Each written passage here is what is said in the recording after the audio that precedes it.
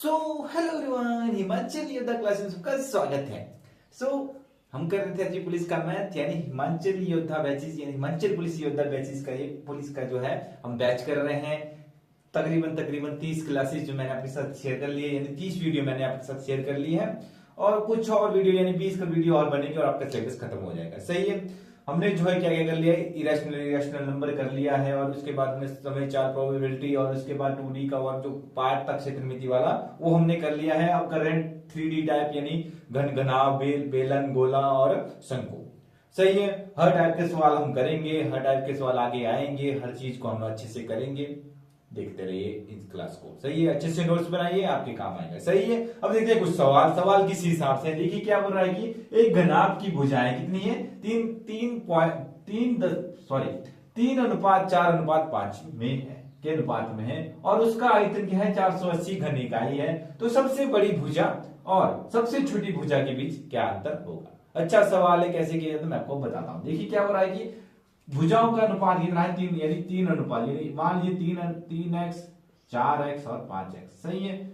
ये है भुजाओं का अनुपात। x करके इसको मान सकते हैं आप, 3x 4x और 5x करके ऐसे मान सकते हैं। सही है। अब ये बोल रहा है कि उनका जो आयतन क्या होता है, लंबाई गुणा चौड़ाई गुणा ऊंचाई, यानी इसको करेंगे ऐसे 4x गुणा 3x गुणा 5x। सही है। इक्वल टू क्या हो रहा है, किसके बराबर है ये, 480 के बराबर है। सही है। अब इसको कर लेंगे गुना, यानी कितना हो गया 12x 60x क्यूब अपॉन 480। सही है। इसकी गुना इसकी होगी 12x स्क्वायर हो जाएगा, 12x की 5x से 12x क्यूब। सही है। बस x क्यूब की वैल्यू कितनी है हमारे पास, 48/60, यानी क्या, इस 0 से 0 कट गया 8 यानी x क्यूब जो हमारे पास आया हुआ है हमारे पास 8 और x की वैल्यू क्या आई, क्यूब रूट ऑफ 8 और जो आई हमारे पास 2 गुना 2 गुना 2, यानी क्या हमारे पास x की वैल्यू क्या आई हमारे पास यहाँ पर 2 आई। सही है। अब ये पूछ रहा है क्या, सबसे बड़ी संख्या और सबसे छोटी संख्या के बीच अंतर। सही है। सबसे बड़ी जो भुजा थी वो कितनी थी, 5x थी और सबसे छोटी कितनी थी, 3x थी। यानी इनके बीच अंतर पूछा है। x की वैल्यू हमने 2 निकाल दी, 5 तो 10 हो गया, 3 2 6 हो गया, यानी 10 और 4 अंतर क्या है हमारे पास, 10 माइनस 4, यानी अंतर कितना है हमारे पास, 10 माइनस ये 6 था, 6 यानी क्या हमारे पास 10 माइनस 6 इक्वल टू कितना आया हमारे पास 4, जो है इनके बीच क्या आया, अंतर यहां पर आया। सही है। अच्छा सवाल है, पेपरों में आ सकता है। सही है। अगला बोल रहा है क्या, एक घनाभ की लंबाई चौड़ाई और ऊंचाई क्रमशः 24 सेंटीमीटर 18 सेंटीमीटर और 12 सेंटीमीटर है। छोटे घन बनाने के लिए इसे पिघलाया जाता है। यदि घन की भुजाएं की लंबाई 6 सेंटीमीटर है तो निर्मित घनों की संख्या क्या होगी। सही है। घनाभ को जो है छोटे छोटे घनों में बनाया जाता है तो कितने घन लगेंगे। सिंपल सा सवाल है, कुछ नहीं करना है, ये लिखना है 24 गुना 18 गुना 12 और नीचे जो है 3 घन बनाए 6 गुना 6 गुना 6। बस यही होता है इन सवालों में, काटेंगे और आ जाएगा उत्तर। यानी क्या, 6 कम 6 6 चौक 24 हो गया, 6 कम 6 2 2 2 2 2 6 कम 6 6 3 18 हो गया, 6 2 12 हो गया, यानी क्या हमारे पास क्या आया, 4 3 12 12 2 24, यानी 24 जो है निर्मित घनों की संख्या होगी। सही है। हमारे पास ये 4 3 12, हाँ 24 यहाँ पर जो है निर्मित घनों की संख्या होगी। बिल्कुल आसान सा सवाल है, पेपरों में ऐसा आसान सवाल भी आ जाता है। सही है। इन सवालों को अच्छे से कीजिए। घनाभ वाले जितने सवाल हो सकते मैंने करवा दिए। अब देखते हैं अगला टॉपिक यानी बेलन वाला टॉपिक। यानी हर टॉपिक से मैंने जितने सवाल हो सकते हमने लिए हुए हैं। पहले मैंने घन के सवाल आपको करवाए, इसके बाद घनाभ के, इसके बाद अब बेलन के सवाल देखते हैं। सही है। आगे देखते हैं कुछ और सवाल। घनाभ के जितने सवाल हो सकते थे वो हमने कर लिए। अब देखते हैं बेलन के सवाल। बेसिक सवाल से शुरू करेंगे, धीरे धीरे जो अपना लेवल बढ़ाएंगे। सही है। सवाल देखते हैं क्या हो रहा है, ये कि 20 सेंटीमीटर ऊंचाई वाले और 14 सेंटीमीटर त्रिज्या वाले बेलन के आयतन की गणना कीजिए। सही है। पहले तो आपको पता होना चाहिए कि बेलन का आयतन क्या होता है। बेलन के आयतन का फॉर्मूला आपको पता होना चाहिए। बेलन के आयतन का फॉर्मूला कितना क्या होता है, पाई आर स्क्वायर एच जो है बेलन के आयतन का फॉर्मूला होता है। बस इसमें जो है आर की वैल्यू पुट करनी है और निकल जाएगा आंसर। यानी क्या हमारे पास आया 22/7, जो पाई की वैल्यू होती है वो होती है 22/7 और आर की वैल्यू यहाँ पर दी हुई कितनी 14 गुना 14, यानी आर स्क्वायर की वैल्यू 14 गुना 14 और गुना 20। सही है। आर से ये कट गया, यानी क्या है हमारे पास वैल्यू 22 गुना 2 गुना 44 गुना 20, यानी कितनी है हमारे पास 22 गुना 44 28 गुना 20 जो हमारे पास जो है वैल्यू यहाँ पर आ गई। सही है।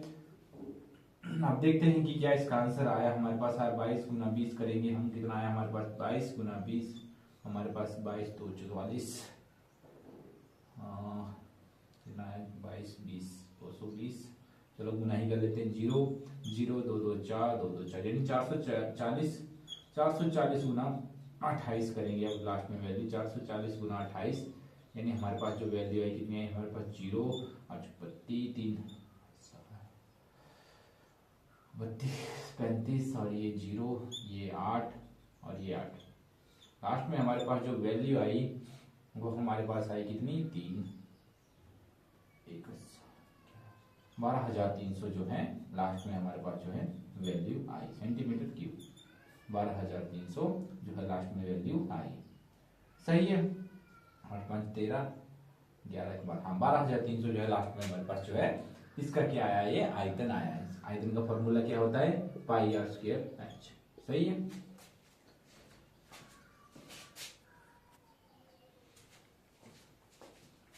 बारह 12,300 जो है यहाँ पर जो है आंसर आया। 12,300 नहीं सॉरी 320 जो है यहाँ पर है, दो भी है यहाँ पर हाँ दो 12,320 जो है इसका आंसर आया। 12,320 सेंटीमीटर क्यूब जो है इसका क्या आया आंसर यहाँ पर आया। सही है।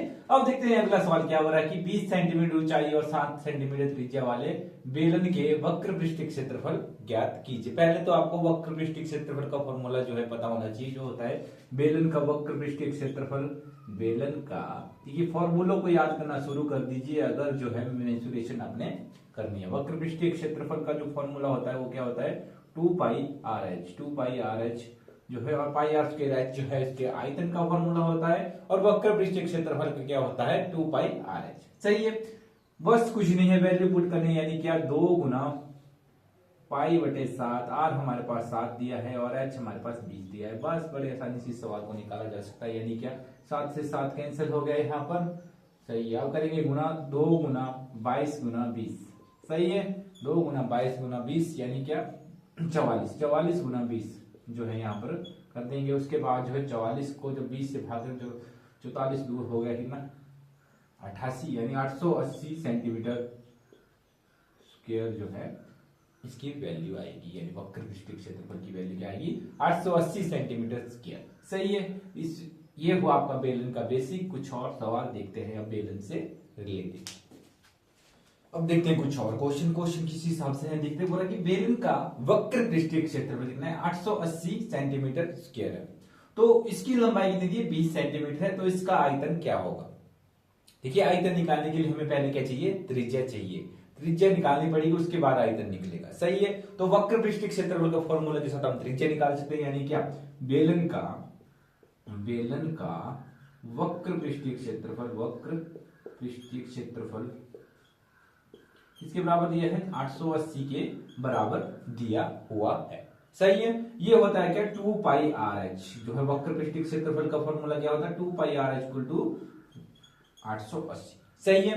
तो हम वैल्यू पुट कर लेंगे यानी 2 गुना 22 बटे 7 आर हमारे पास नहीं है। एच की वैल्यू हमारे पास ये 20 सेंटीमीटर इक्वल टू 880। सही है। बस यहां से आर हम निकाल सकते हैं यानी कि आर जब हम निकालेंगे तो 880 7 वाला ऊपर चला जाएगा यानी क्या 880 गुना 7 और ये नीचे आ जाएगा 2 गुना 22 गुना 20। सही है। यहां से हम वैल्यू निकाल देंगे 0 से 0 काट दिया 2 एकम 2 ये हो गया 44 हो गया। उसके बाद 22 एकम 22 बाई 2 44 हो गया 2 से 2 कट गया यानी आर की वैल्यू हमारे पास क्या आई 7 यहां पर आई। सही है। यानी वक्र पृष्ठीय क्षेत्रफल से हम क्या निकाल दी यहाँ पर त्रिज्या निकाल दी। इसकी वैल्यू हमारे पास कितनी आई 7। सही है। अब निकालेंगे हम इसका आयतन। आयतन का जो फॉर्मूला होता है वो क्या होता है हमारे पास वो होता है आयतन। बेलन का जो आयतन का फॉर्मूला होता है क्या पाई आर स्क्वायर एच जो है आयतन का फॉर्मूला होता है। यहाँ वो पुट कर लेंगे वैल्यू यानी क्या 22 बटे 7 गुना आर हमारे पास क्या आ गया 7 गुना 7 और एच हमारे पास कितना था 20 था। बस बड़े आसानी से 7 से 60 कर दिया। कैलकुलेशन करेंगे यानी 22 गुना 7 गुना 20। सही है। यहां से हम कैलकुलेशन करेंगे यानी 20 गुना 22 कितना 22 2 44 144 यानी कितना है हमारे पास 44 20 10 22 440 गुना 7 यानी कि ये किया मैंने गुना, यानी क्या 22 यानी 440 गुना 7। अब करेंगे इसको गुना 440 गुना 7 यानी 0 7 चौक 28 तो हसल हमारे पास 7 चौक 32 तो 34 यानी 3480 सेंटीमीटर क्यूब जो है इसका जो है आयतन आएगा। सही है, अच्छा सवाल था। पहले यहाँ पर आर निकालना पड़ेगा, मेरे हिसाब से ऐसा सवाल आपको पड़ सकता है, क्योंकि जहां आपको आर निकालना पड़ेगा एग्जामिनर जो है दिमाग से जरूर खेलेगा, आसान सवाल नहीं देंगे।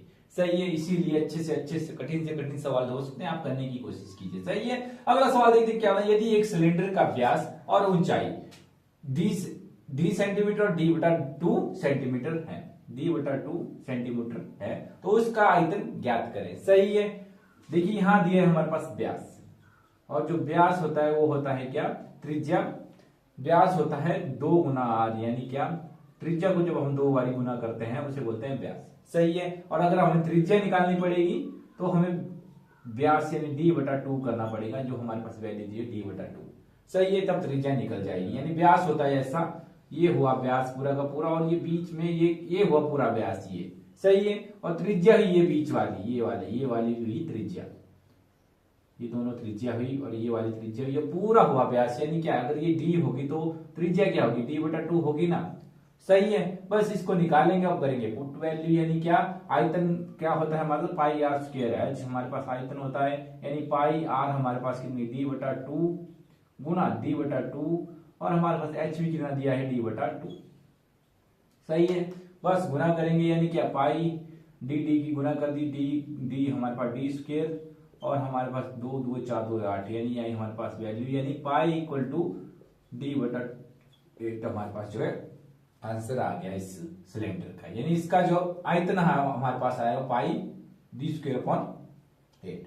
सही है, तो ये हुए बेलन के कुछ सवाल। आज अगली वीडियो में आपके साथ अच्छे सवाल बेलन के लाऊंगा, कठिन से कठिन सवाल। जुड़े रहे हमारे साथ, बने रहें, प्रॉपर नोट्स बनाइए, आपके काम आएगी। सही है, चैनल को सब्सक्राइब जरूर कीजिए, वीडियो को शेयर कीजिए और लाइक भी जरूर कीजिए। धन्यवाद आपका।